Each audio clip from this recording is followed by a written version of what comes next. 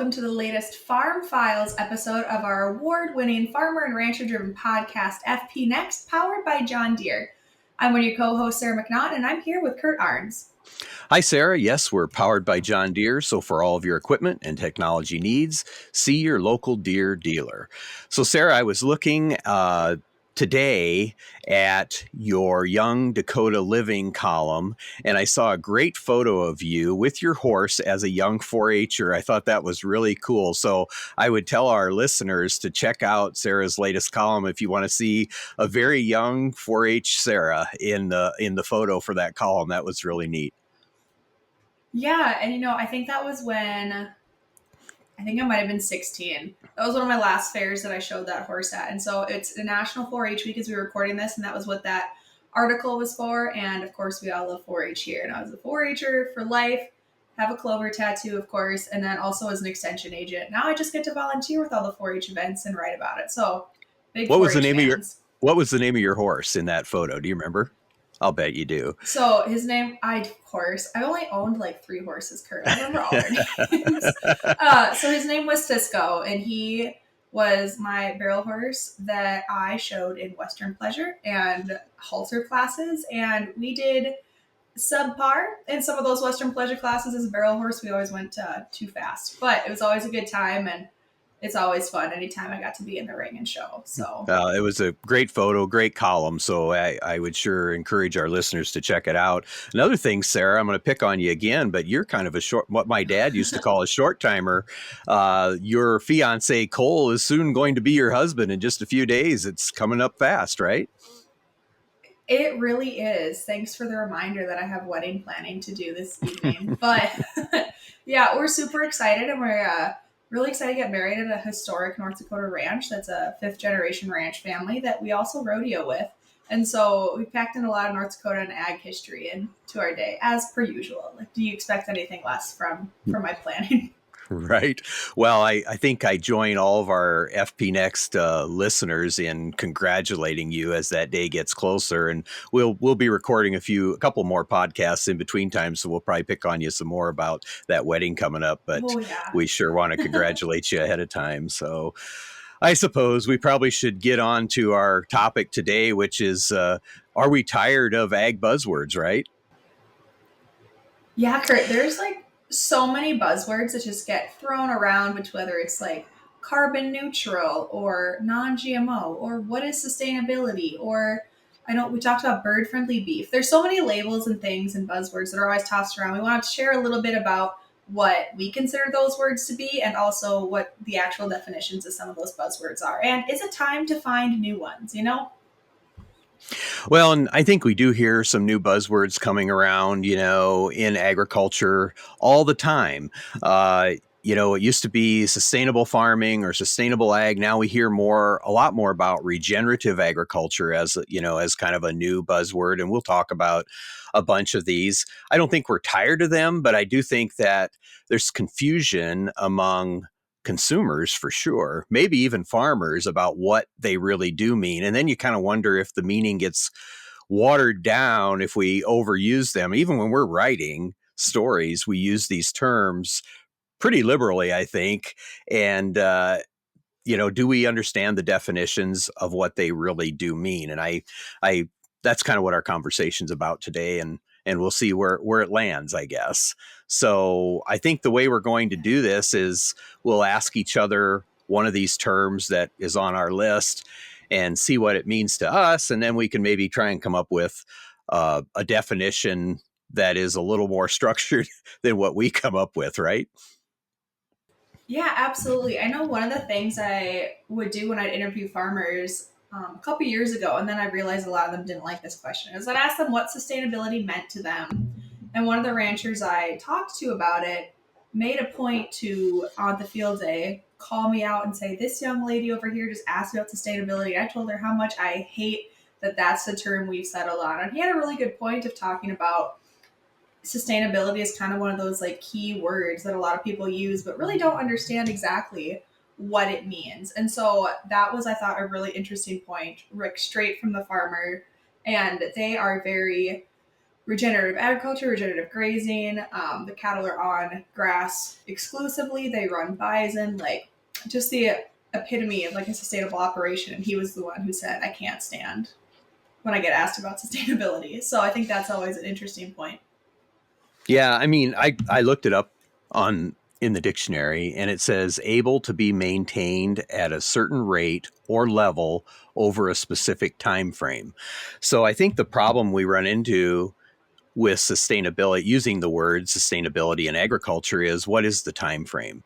Um, are we sustainable for a year? Are we sustainable for a decade? Are we sustainable being able to sustain certain practices for a century or more or thousands of years? And so what is that time frame? That seems to be kind of the kicker. And I've had people tell Yeah. me, that if you're a conventional farmer, that maybe you're not sustainable. And yet I think most farms that I visited, and you're probably the same way. I mean, the farmers cared very deeply about the land. They care deeply about their animals, and their practices. They continue to try to improve practices to be more sustainable all the time. And many of these farms, I mean, they've been doing this on the same land for generations. So we're talking more than 100 years. So is that sustainable? I guess I'm thinking it is. Yeah, absolutely. I know a lot of the farmers and ranchers I visit with is they want to make the land better for their kids if their kids choose to come back to the operation. And that's kind of what I view sustainability as, is making it better and kind of like we've said, like sustaining that quality and sustaining that level. And it's that sustainability kind of ties into all of the soil health conversations that we're always having Mhm. too, right? And we'll get into that too, because that's another big one to unpack. Yeah, for sure. And, it kind of goes back to talking about sustainability. It goes back to our conversation at Husker Harvest Days with Andy Castillo, our uh, machinery and tech editor with Farm Progress, and how he asked several young FFA members at Husker Harvest Days about what advice they would give to farmers currently who are handing on land to the next generation, and how, that was one of the things that these young FFAers were saying was, take care of the land now so that it is in good shape, when the next gen takes it over, right? And so that's plays into that sustainability picture pretty heavily, I think.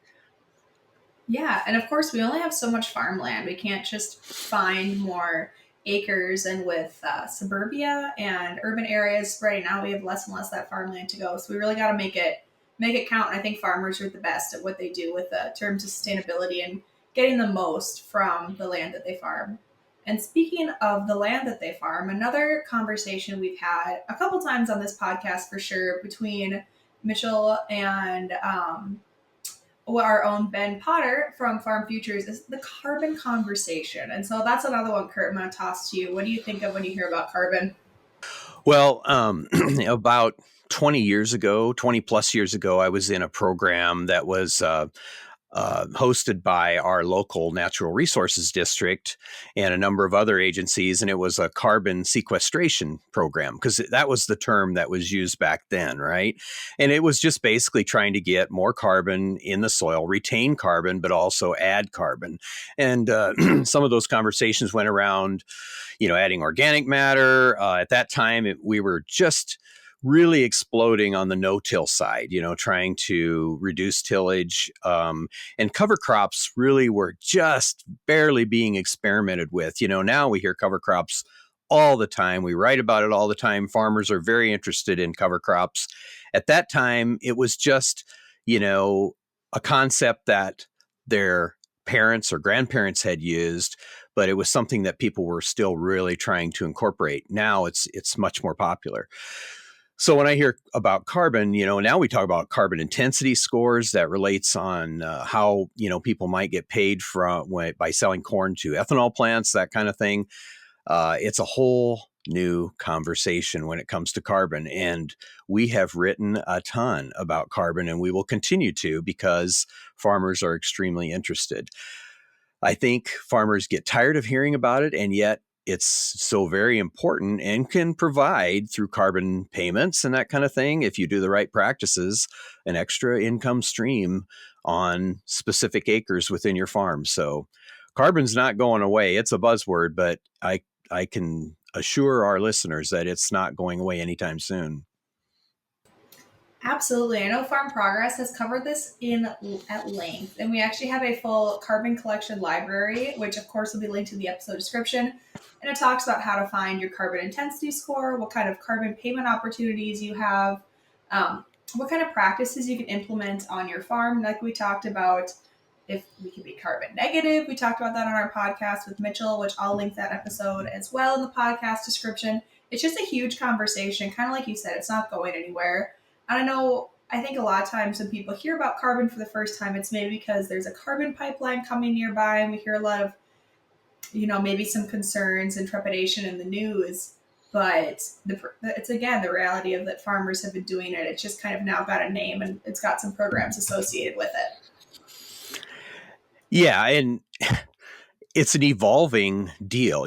With some of these carbon payment programs, they continue to evolve, I think, with the needs of farmers and those companies who are, engaged in trading carbon on the markets. And so it's just something that just continues to evolve. But the main idea is the same, you know, practices that are good for the soil.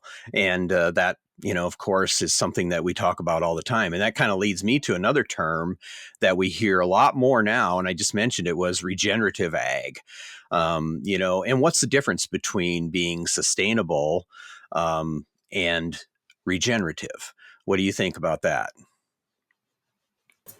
I think a lot of things that I cover on like regenerative ag and kind of like that holistic management has a lot to do with a lot of ranchers. Of course, here in the Great Plains, we have a lot of great regenerative ag practices all over the place. But something that I always like to visit on is the ranch aspect. And a lot of that is making sure you're kind of like working with nature with those regenerative and holistic management practices. Calving when it's best for the cows, when it's best for the grass, keeping those cattle out on grass as much as you can, maybe of course, with our North Dakota snow winters, we have some limited options there, but really kind of just like we've said, like rotational grazing, all of these practices that really just help the land regenerate and like let it rest in between grazing periods. And I just think it's a great thing. And that's why I love to cover it all the time.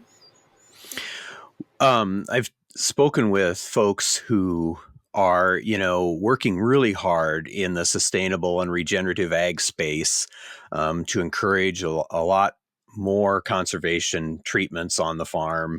And they'll distinguish between the idea of sustainability and regenerative, saying that regenerative is better. Sustainability means sustaining what we have. Regenerative to them, and according to any definition in a dictionary, would be to improve and make better. So that means not just sustaining what we have, but also improving. And I keep thinking about this example of like with no-till farmers, for instance.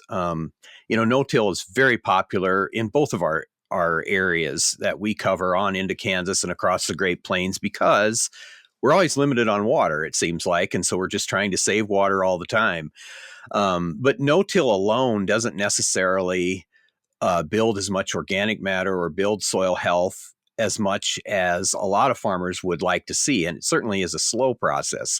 It's a great step and needs to happen, if you're really wanting to improve your soil health. But it seems like to be regenerative, to actually build soil, you actually have to add cover crops, livestock, some other components that can actually improve, on the way the soil is right now. At least that's what a lot of my friends and farmers, neighbors have found. And that seems to be one of the key components to regenerative ag, is kind of going beyond, that basic no-till treatment onto something else, if we're talking about soil health anyway. Yeah, and I know the no-till comment I think is so interesting, especially as we've been having some very high winds and some wildfires and such here around the Dakotas and Nebraska.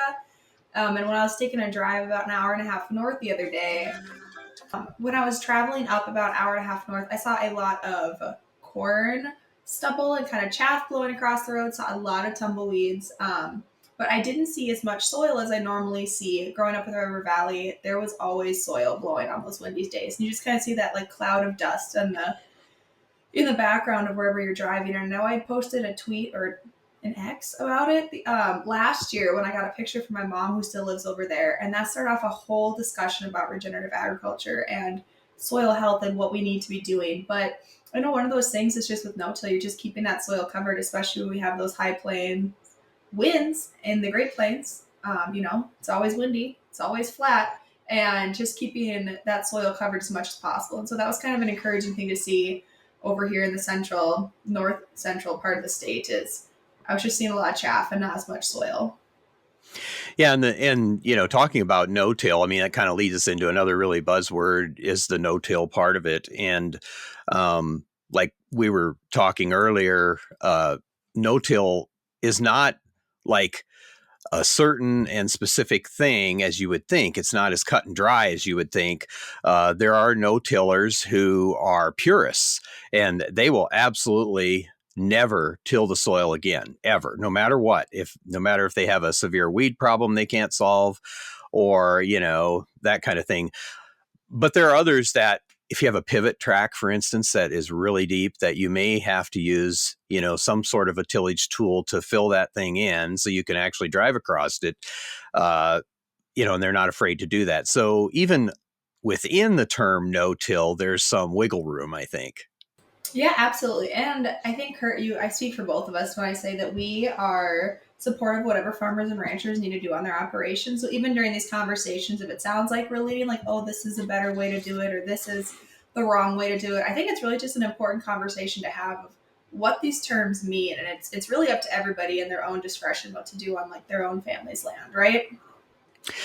Yeah, I agree. I mean, every operation, as we both know very well, is different, and everyone has their own needs and their own capabilities and their own equipment, and it all has to kind of fit in with what you can do and then what your goals are for the farm. And a lot of folks are somewhere in between. That these terms maybe don't fit necessarily with them, but they're striving for one side or another and working towards it, and that's okay too. Sometimes it takes a lot of time, to get good at a certain type of treatment. No-till, for instance, in the early days, a lot of no-tillers were kind of disappointed in their yields right after they got started because their soil had to get balanced out, and it took some time to get that aggregation back in the soil and that kind of thing, and get those microbes working.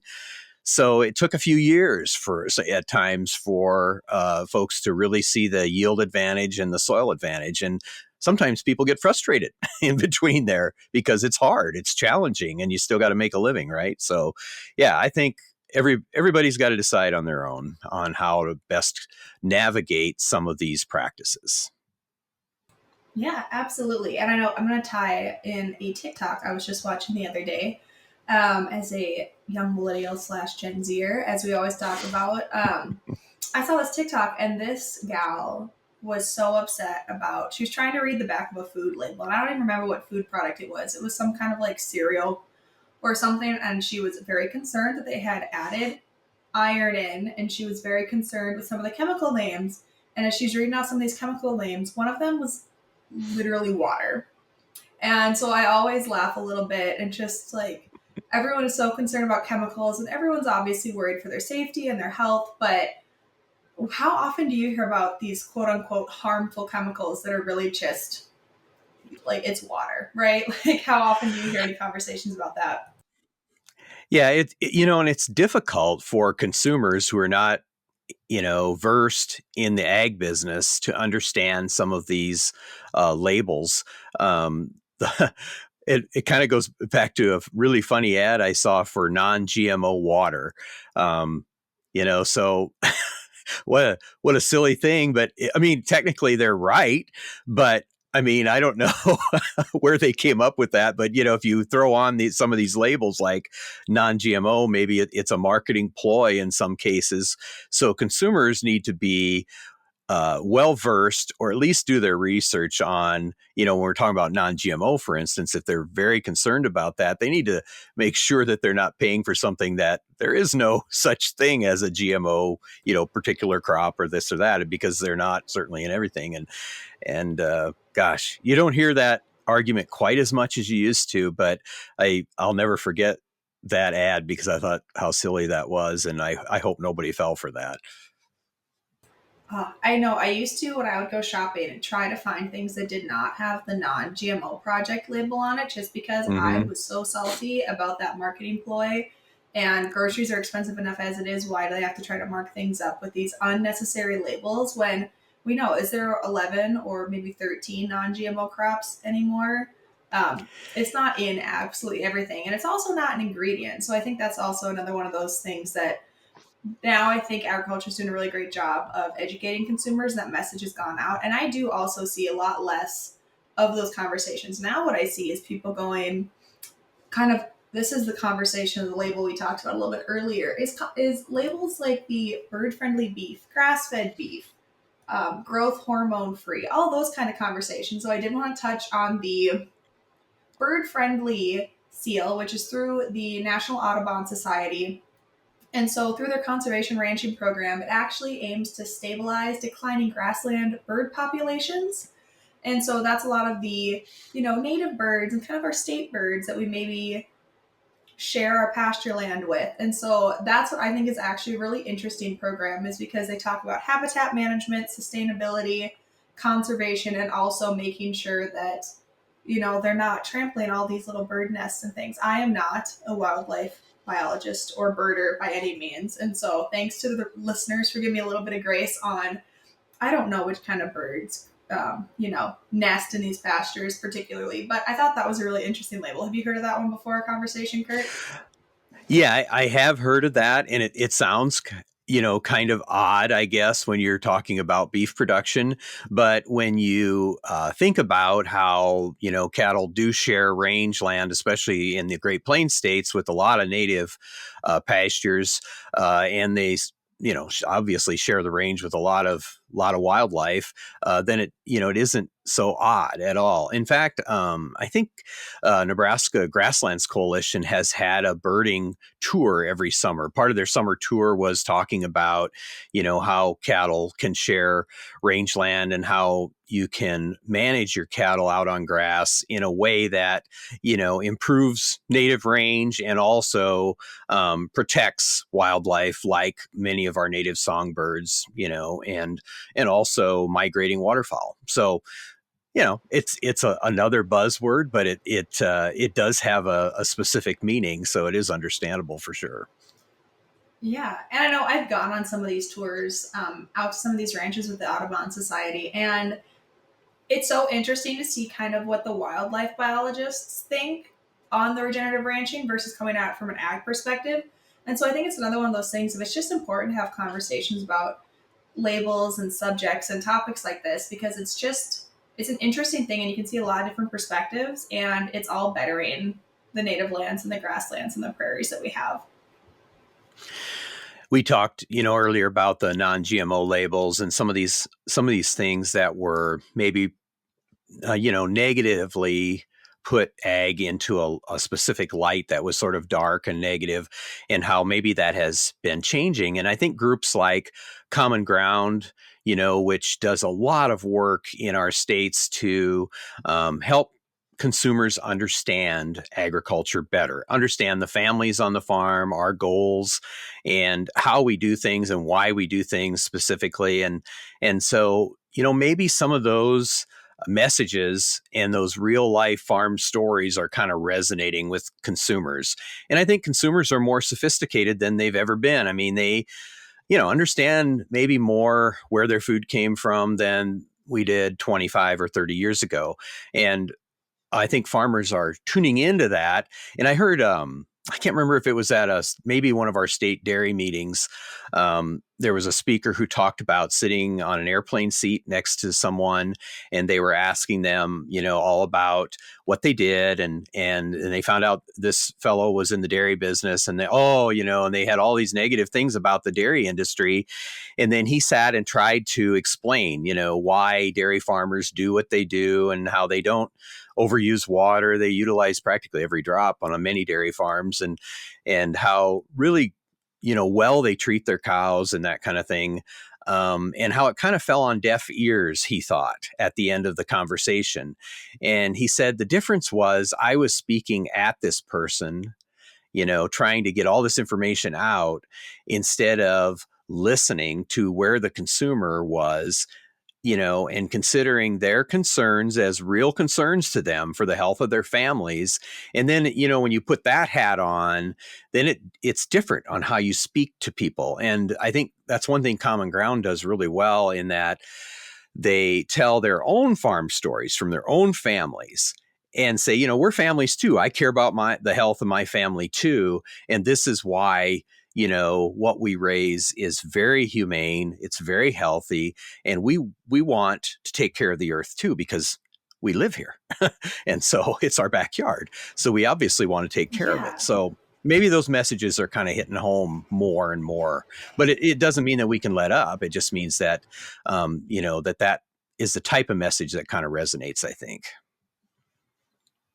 Yeah, absolutely. I think that's a very important thing you just said, is talking to people instead of talking at people. I know I have been guilty of that in the past when I was in my college days and I was all pro GMO and I had all the stickers and all the things all over my laptops and backpacks and just wanted to tell everybody how safe they were. It's one of those things if you just have to approach people where they're at, because it's our lifestyle. It's something we talk about every day and something we understand. And it's something that can still be scary for a lot of people. I mean, I know there's a lot of things that I don't do every day that other professionals are out there that, I can't think of an industry example right now, but there's so many things that we have industry experts for a reason. And Common Ground is a group of those people who are just fantastic. And up here, I know they go tailgating and have a tailgating booth and just visit with people about their meat and their crops and their food and talk about the safety. And it's something we always talk about of, the United States as one of the safest food systems in the world. But we also have a lot more farmers and ranchers out on social media. Kind of, we talked with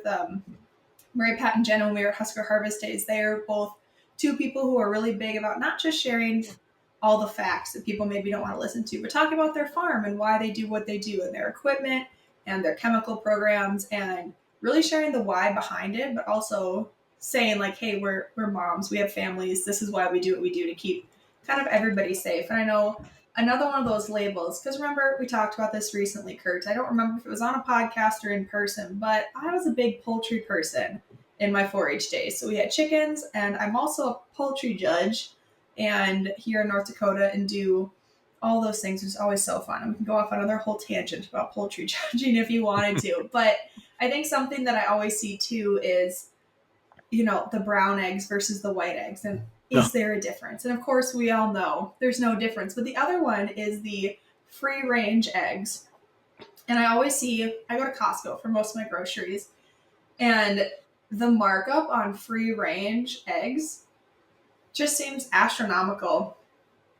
And so when we're talking about those free range labels, producers have to provide a description of the housing conditions with the label when it's submitted to the USDA's labeling program and delivery division, and that has to be approved. And so they have to talk about continuous free access to outside for their normal growing cycle. And during extreme weather conditions, of course, in the Dakotas, right? Birds are not considered free range if they stay in poultry housing or coops for their entire growing cycle. But it's really just about having that outside access where they could go out. And I do sometimes have to laugh because I've been in a couple operations that were free range poultry producers, and none of the birds were outside because they were all hanging out in their little flocks inside, but they all had access to go outside. And so I think that's something that people maybe have, as consumers especially, have this picture of chickens just kind of wandering around like these bright green grasses and like eating bugs and everything. But in reality, animals are going to do what they want to do, right? And I think we know that better as good as anybody, that you can't make them do something they don't feel like doing. Yeah, I mean, when my dad was young, they let their chickens run, and then they had to go find the eggs around the place. And they had 13 children in the family, and so they, were able to have a lot of hands and eyes checking eggs every day. But the problem around here is predators would take care of that chicken pretty fast, and so they have to be cooped. We have chickens on our farm, and they have to be in the coop most of the time, and maybe have an outside pen for access when the weather's nice. But we have to really watch that barn cats, coyotes, and raccoons do not absolutely terrify the flock, if you know what I mean. Years ago, I had the opportunity to hear Joel Salentine, who is a farmer out east, very big in the sustainability circles, and he created what was called the chicken tractor, where it was, basically a movable pen that he would move them back and forth on his pastures. And then, that provided a really good market for some very high quality eggs that he produced on grass, and it probably was able to keep predators away. And I'm not sure if he housed them in the evenings or if he left them out, but I always thought that was kind of an interesting way to capture that particular market, and he had kind of perfected, the way to do it. So I thought that was kind of cool. Yeah, it definitely is. And I know our problem that we had with our chickens and our poultry was we had a pair of bald eagles that decided to nest up in our shelter belts. We had some bald eagles. And so my dad turned our little chicken coop outdoor run into essentially Fort Knox. And he had sunk the chicken wire down a couple feet because something had dug up and got a hold of a couple of my show chickens. And he did not want to listen to me cry about these poor chickens anymore. And they were covered in, but it's one of those things of what's going to work best on each operation, right? And so I think some of these are labels that, you get that markup, you get that extra price bump for, which I hope the producers who have these labels on their products actually are the ones who see this markup and not the middleman pocketing it, and I think that's another big part of the conversation. Yeah, and I think a lot of these markets definitely provide premiums for farmers, and that's it takes extra work, obviously, and there are challenges certainly in different production systems. So, these aren't only buzzwords; they're also kind of production systems that we're talking about, and give a farmer a way to figure, something that he can figure out, and he will find that way to make money and do it in a good way, uh, to kind of get within that system. And so I think a lot of farmers have figured that out and have worked pretty hard to do so. Another buzzword that's been around for a very long time, but has certainly grown in popularity is, the basic organic label. And, now it's, available through USDA certified organic. Back in the 70s, organic was kind of a Wild West thing that we've kind of talked about, where, it was all over the place. Now, since USDA has become involved, it's, very specific on rules of the types of things that you can use as inputs on particular crops or livestock that gain that certified organic label. And you'd be surprised, like in Nebraska, we're one of the top organic row crop states in the country. And no one would think that because we have a lot of conventional ag all over the state. But a lot of farmers have worked very hard to become certified organic and are capturing the premiums that go with that, and are finding ways, to do it in I'll use another buzzword, sustainable or regenerative ways, to protect their soil and also be organic. So there again, it's something that, has been around for a long time, has been a buzzword for a long time. I'm not sure all consumers really understand what the organic label means, but, at least from the farming standpoint, it has provided certain benefits to agriculture in our state and across the country for sure. And it is a several billion dollar industry across the country. So it's a very, very big deal that a lot of farmers are involved in. Yeah, absolutely. I think that's another good point too of whatever consumers want to consume and whatever the growers want to grow, whether it's organic or conventional or no-till or regenerative, it's really up to the person. And that's God bless America for that, right? So all of us we get to choose what we want to eat, what we want to do on our own land and for our own families. And I think the organic thing is always an interesting conversation, because we see the benefits of it, of course, on the ag side, but then I also see the consumers who are again on TikTok, and maybe I just spend too much too much time on the wrong side of TikTok, and I start getting myself upset about it. But these consumers who think that the organic seal that they're paying such a markup for means that there's no pesticides, no chemicals. And then it's again, like water's a chemical, right? And so it all just kind of ties back in together over the education aspect on some of these. And while we talk a little bit about organic, I was also going to say, what do you think about methane? Because I think that's another big one between cattle and greenhouse gases and methane emissions. And I think we all remember a certain deal from a certain senator out east that was talking about their Green New Deal or New Green Deal or whatever that was. Tell me a little bit about what you think about that conversation. Yeah, and it kind of goes into, there have been a lot of studies. I think it kind of goes back to some studies that were done a while ago about the greenhouse gas emissions of the livestock industry compared to, transportation industry and all that. And the point I might make with that is that American producers, whether it's livestock or crops, are among the best in the world when it comes to, being earth friendly. What I would say is, if you're talking about greenhouse gas emissions or anything like that, I think, were we always? Probably not. But have we become? Yes. There's no question about it. And so I think, you know, that's important to know because not every country, producers in not every country are that way. And so I think that American consumers, if I had one message for them, is American farmers are doing the very best that they can. And I think they've done a pretty good job. And technology that we talk about every day is really helping us do a better job, do produce more food, which we have to do. Otherwise, we're all going to starve. So we have to produce more food because the population grows and the world needs more food with less. And so, we can talk about cattle all we want, but the fact is, the beef industry is pretty sustainable. It's been around for a long time, and it can be very regenerative because a lot of the systems that we talk about in being earth friendly need livestock to make them work. And so we don't have the big bison herds that we used to running across the plains of North Dakota or Nebraska, but we do have a lot of cattle, and they do perform the same benefits. And so if you think that those bison herds didn't have greenhouse gas emissions, they did.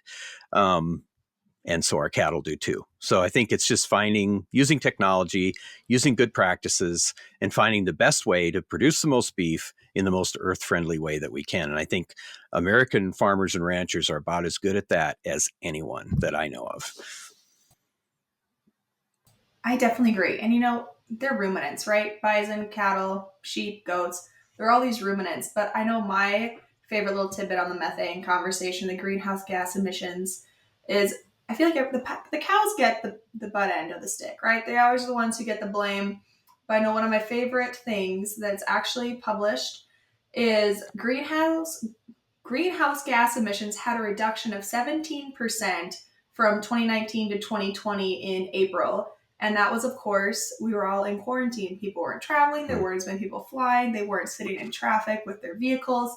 And I think that's something that kind of gets lost is it's not just about the cattle. And we're producing more beef and more dairy with less cattle than ever before because our efficiencies have gotten so high. And so I think it's time we stop blaming the cows. And when I say we, I mean other consumers and not ag.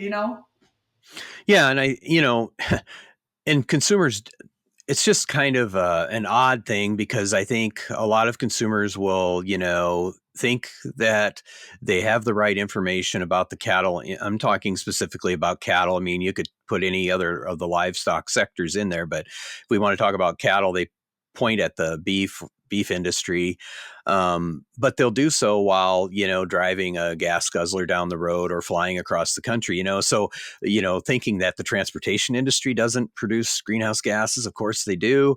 Industry does. I mean, we just have to kind of look around and use, what you and I would call horse sense, in understanding how life works in these days. And if you really want to understand the beef industry, don't read something on social media. Maybe visit a rancher and go out and watch the cattle out in the pasture, and you tell me that that's not an earth friendly process. And this might be a little bit of a tangent, kind of talking about those greenhouse gas emissions and like the travel that we're talking about. But have you seen, I think it's a college student on X who tracks Taylor Swift's private plane and the emissions that just her plane has? Have you seen that No, I over? guess I haven't seen that. I haven't seen that one. Oh.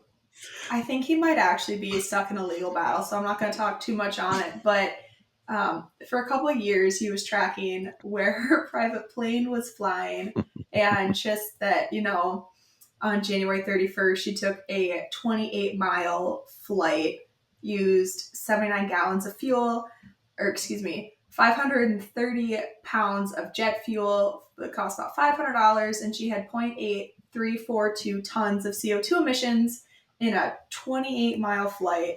And also, wouldn't it be nice to just be able to fly everywhere and just zip zap around and not have to go? I'm thinking for Husker Harvest Days, maybe we should just get helicopters or something.